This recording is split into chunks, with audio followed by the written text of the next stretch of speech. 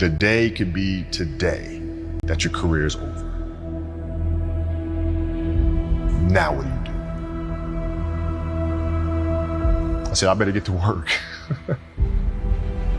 Rest at the end, not in the middle. And that's something I always live by. I'm not gonna rest, I'm gonna keep on pushing now. There are a lot of answers that I don't have, even questions that I don't have. But I'm just gonna keep going. I'm just gonna keep going, and I'll figure these things out as you go, right? And you just continue to build that way. So I try to live by that all the time. Have a dream, sacrifice for it, and never ever rest in the middle. And I came into the NBA, I was like, man, these dudes really don't work that hard. One of the things I would do is while everybody would be at the cafeteria work, eating and doing all sort of stuff, I just go back to the job. I just go back to the job. How can I show you that no, I have the edge?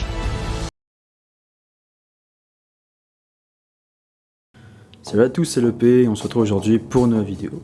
Il s'agit aujourd'hui du menu compète épisode 2 qui est la suite plus d'un an après l'épisode 1 qui parlait de gérer la pression mentalement en compétition, qui est une des vidéos les plus vues et likées de ma chaîne. Aujourd'hui je suis en fin de retour avec l'épisode 2 de cette série, menu compète qui traite des sujets divers sur le speedcubing. Donc de base je voulais vous faire un des tutos les plus complexes à faire, c'est-à-dire le tuto sur comment organiser une compétition. Mais à l'approche des euros, je pense que ce dernier peut attendre.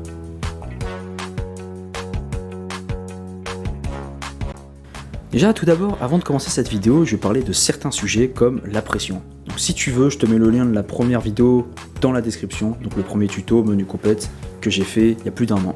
Alors, au départ j'avais tout plein de manières de m'entraîner. Avant une compétition de speedcubing, c'est-à-dire très souvent un entraînement aléatoire du style je fais un AO 25 de 5, de 6 et de 7. Donc en effet j'ai toujours fonctionné comme ça, c'est-à-dire que je m'entraînais sans réel plan derrière. Comme ça, voilà, en espérant juste faire des bons temps. Donc histoire d'avoir les doigts échauffés, mais à un moment, dans mes dernières compes, il y a eu comme un basculement à Shell 2023. Comment dire, cette compète, j'en ai fait une vidéo, mais quand je la re-regarde aujourd'hui, il y a un truc qui me frappe. Je suis fatigué. Faut que je trouve un nouveau moyen de m'entraîner et d'être régulier afin que je passe des paliers, afin que je sois meilleur. Alors, même si Shell, sur le papier bien sûr, c'est plus une compète avec du 6 et du 7, donc c'est-à-dire mes deux main events. Il y avait aussi du 5x5, qui est mon troisième main event, donc même si, évidemment, sur mon profil WCA, c'est un peu le Neymar du trio avec Messi et CR7, c'est un event où je dois performer, tu vois. C'est un event où je me dis, tiens, là, faut que je fasse des bonnes choses. Voilà, là, faut que je sois bon, et là, à cette compète, faut que j'arrive à faire quelque chose de bien. Puis ensuite j'ai comparé avec le Shell 2020, qui était la dernière fois que j'étais venu à Shell, la compétition pour être précis juste avant la pandémie de Covid-19. Et j'ai comparé en fait, et j'avais fait double podium, et finale de 3. Et là quand tu compares, tu vois que 3 ans plus tard, t'as juste fait 3ème au 5. Et le bilan est tel que j'ai été moins bon, et donc régressé. Alors que c'était pas le but, t'es d'accord avec moi. Donc, certes, ça peut paraître un peu ardu comme ça, mais moi je suis quelqu'un qui me remet toujours en question, qui remet toujours mon niveau de cube en question. Par exemple, pour donner un petit exemple, après mon titre de champion de France 2022 de 6-6, mes 2 finales de l'Euro, je me suis dit, est-ce que t'es vraiment bon dans ce que tu fais? Et c'est là en fait que j'ai suivi les méthodes d'entraînement, tu sais, des grands sportifs comme Cristiano et Kobe Bryant.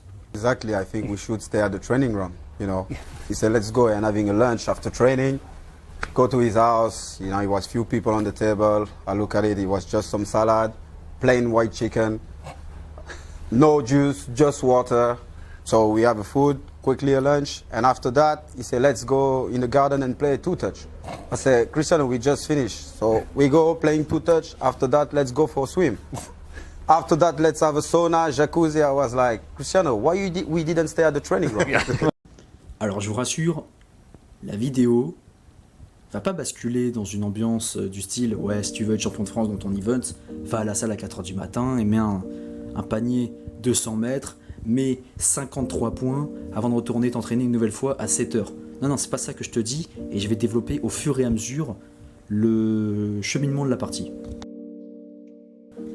Si je te préviens là dès maintenant, dès le début, c'est que au début je faisais l'erreur. Je faisais l'erreur de trop m'entraîner, vraiment juste pour trop m'entraîner. En mode, tiens, si je m'entraîne plus, je serai plus fort. Ce qui peut paraître d'un point de vue logique. Voilà. Pour te donner une idée, là tu vas peut-être rigoler, mais je te le dis quand même. J'ai fait une session de 10 heures d'affilée, sans pause, de 21h à 7h pour, je cite entre très très grands guillemets, vraiment m'entraîner. Alors oui, non seulement je m'entraînais beaucoup trop, mais en plus, je récupérais pas. Et pour moi, quand tu fais une très grosse session du style AO50 au 7, c'est très souvent jour off le lendemain. Voilà. Non, parce que toi aussi tu forces là, voilà, t'es là, tu fais un AO50, après tu reprends ton set, tu recommences. Alors, à mon humble avis, je pense que mieux connaître les méthodes et les algos pour chaque event va te permettre de descendre. Voilà, là tu me dis, ouais merci chef, mais t'as pas un meilleur conseil? Bah je vais te le dire. Ouais, connaître les meilleures méthodes des events te permet non seulement de comparer les différentes méthodes qui te conviennent, les différents algos qui te conviennent, mais aussi d'avoir plus de possibilités au début de tes solves. Voilà, t'as plus de possibilités de départ, par exemple je pense aux personnes qui sont color neutrales, les personnes qui connaissent toutes les méthodes de 2x2, voilà, elles peuvent wall look facilement et elles ont beaucoup plus de possibilités. Alors moi, si tu veux en tant que big cuber, c'est simple, c'est soit les méthodes Reduc, Yo, Oya et K5, 6, 7 si tu supportes les pistons de D3. Mais pour les petits events style Piras, Cube et 2x2, c'est pas le choix qui manque. En effet, là, avec les méthodes EG1, 2, CLL, Sarah Strong, NS et toutes les méthodes de Piras style VFirst, L4, Nutella et plein d'autres méthodes que je maîtrise pas, t'as des algos à apprendre, à maîtriser afin de vraiment exploiter le plein potentiel de ton event et afin d'avoir le maximum de possibilités au départ. Voilà, tu vas inspecter. Moi, par exemple, je connais que CLL au 2x2. Je prends comme exemple un gars comme Zayn Kanani. Lui, il connaît tout. Il te one-look tout. Moi, je te one-look juste la face. Enfin, one-look, tu vois, c'est un grand mot. Hein. Voilà, je te fais la face, puis après, je fais CLL. Il peut te le faire en une seconde. Pourquoi? Parce qu'il sait one-look et parce qu'il connaît beaucoup plus de trucs sur son event que moi. Maîtrise ton event sur le bout des doigts. Maîtrise le plus d'algo possible pour avoir le maximum de possibilités au moment de ton départ. Maintenant qu'on a parlé des fondamentaux, parlons maintenant du plan. Donc quand j'ai commencé la saison 2023-2024 en septembre, j'ai fait des fiches de mes events. Du 3-3 au 7x7. Et j'ai fait des fiches pour chaque event. Sur ces fiches, je notais mon programme d'entraînement ainsi que mes objectifs finaux. Donc voilà, je voulais reprendre ma carrière en main, que j'avais à mon sens, comme je te l'ai dit, perdu depuis janvier. Voilà, je voulais aller rechercher des podiums qui comptent vraiment comme des premières places. Et cette étape, elle a été fondamentale pour moi. Voilà, parce que j'ai situé mon niveau, avec mes temps, mes objectifs à atteindre. Et là, j'ai pu aller chercher des gens qui font les mêmes temps que moi, ou alors des temps que je veux atteindre. Par exemple, moi, mon objectif là, c'était de faire sub 2 ou 7x7. J'ai pas fait ça officiellement pour le moment, mais je regarde les temps des autres. Je regarde ce que font les autres, et là, je note. Par exemple, lui, il fait les centres en 59, Sejaj, il les termine à peu près 1,45, et son 7-7, il le termine à 1,55. Pour moi, l'analyse vidéo, c'est peut-être la méthode d'entraînement la plus sous-estimée dans cette communauté. Parce que quand tu parles avec certaines personnes pour leur demander des conseils, ils te disent souvent « Ouais, fais des solves ». Oui, d'accord, fais des solves, mais surtout, filme-les, en fait. Voilà, parce que même à l'entraînement, tiens, par exemple, il y a quelque chose, j'ai sorti une vidéo très courte, que je te laisse regarder. C'est un AO100 6x6. Pour que de mon côté, je vois les bons et mauvais côtés de mes solves. Voilà. Si t'es vraiment déter, tu peux même faire des montages, en fait, avec le texte, où tu mets par exemple centre en 36, F4E en 46, F8E en 57, L2 à 1,06, réduc fini à 1,12 et un cube fini à 1 minute 24. Là évidemment je te reparle en tant que big cuber parce que c'est la chose que je maîtrise le plus. C'est plus facile de voir les splits sur les bigs que des events si tu veux comme le square one ou le cube. Hein. Maintenant que j'ai clos cette parenthèse, l'entraînement dépend de combien de temps tu peux tenir une session. Je m'explique. Là vu que l'euro approche et que j'ai pas de compète jusqu'à cet événement, mes sessions normales, en ce moment ils ressemblent à un AO 300 de 3x3, un AO 100 de 4x4, un AO 50 de 5x5, un AO 50 de 6x6 et un AO 25 de 7x7. Alors oui, les AO 50 de 7x7 que je poste souvent en story Insta, je les fais un soir, je les termine le lendemain. Voilà.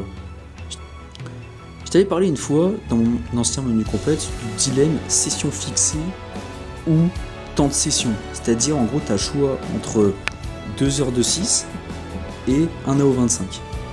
Personnellement je préfère maintenant les AVG parce que ça me permet d'être plus précis dans l'analyse vidéo. Je me dis tiens, j'ai un nombre de temps fixe au lieu de faire des solves aléatoirement pendant 2 heures sans savoir combien je vais en faire. Voilà. Je fais beaucoup plus ces derniers temps, c'est que je filme mes sessions pour voir, comme je l'ai dit à l'avance, ce qui fonctionne et ce qui ne fonctionne pas dans mes solves. Ce que je te dis, c'est qu'il faut essayer de voir des fois à quoi ressemblent tes solves avant de souvent avoir de mauvaises surprises quand tu vas filmer en compète le jour J. Parce que des fois tu passes et tu te dis, au moment où tu regardes tes solves, tiens, ça je l'ai pas bien fait. Et bah grâce à l'analyse vidéo, tu peux le voir juste avant de passer. Ou avant, ou bien avant. Parce que l'analyse vidéo généralement c'est chez soi. Mais ça tu le fais bien, voilà, tu notes les splits, même les splits de tes solves, filme-les, voilà, tu les filmes. Et surtout, ça te permet de voir là où ça va pas.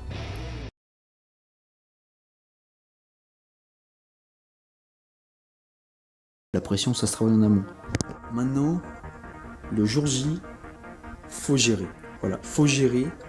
Et moi, s'il y a quelques conseils que je peux te donner, c'est ne t'entraîne pas trop. Évidemment, tu peux t'entraîner le jour J, tu fais quelques solves, mais comme je dis souvent avec un collègue, ne gâche pas tout ton chakra avant de passer au combat. Voilà, parce que oui, le cube c'est un combat. Voilà, pour moi, la finale de 7-7 des championnats de France, c'était la guerre. Voilà, je suis arrivé en avance, j'ai entre guillemets marqué le territoire. T'arrives, tu poses ton cube 15 minutes avant qu'on t'appelle, il y a ta feuille, le cube est déjà posé dans ta feuille, dans ton pot, t'es en zone d'attente. Ouais, moi c'était mon cas, tu vois, j'avais les écouteurs, j'étais en train d'écouter de la musique, logique, je vais pas écouter le vent, mais en fait, quand tu t'entraînes comme ça, quand tu t'entraînes de cette manière, le jour J t'as tellement envie d'en découdre que tu te dis mais je peux pas rater. Ce que je te dis là, c'est qu'en fait, faut que tu arrives à être bon dans les bons moments. Faut que l'entraînement que je fais là, faut que je sois bon dans le moment qui compte réellement. Voilà. Et même si je rate une épreuve ou un solve dans le moment qui compte réellement, je me dis c'est pas grave. Voilà. C'est pourquoi c'est pas grave, parce qu'il y a un autre solve après. Et en fait, c'est une mentalité qu'il faut avoir, c'est pense solve par solve et ne pense pas sur la VG, tu vois. Ça, je suis sûr que ça sauve. Parce que tu peux te dire, ouais, là, je commence par 2.8, par exemple, imagine que tu veux sub 8 au 3, tu vois. Je commence par 8.5, 8.9, tu peux déprimer en mode, oh là là, c'est foutu, il te reste 3 solves, tu peux faire 7.2, 7.3, 7.0, voilà.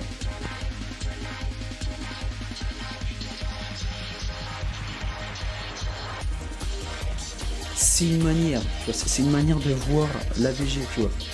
Il y en a, ils font 3 solves, ils disent c'est foutu. Regarde solve par solve, tu vois. Tu te dis quoi à ce moment-là, quand tu te dis c'est foutu, tu te dis, vas-y, on tente single par single.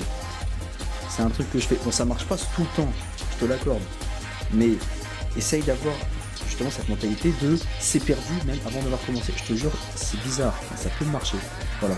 Je sais que les gens qui stressent sur la BG, ils sont souvent en mode ouais, je sais pas comment ça va se passer. En fait, si t'y vas en te disant vas-y, je suis déjà mort, je n'ai rien à perdre, ça va te débloquer.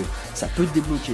Je te garantis pas que ça va te débloquer. Je te connais pas. Encore une fois, tu n'as peut-être pas envie de me connaître, mais moi, je te le dis que ça se tente.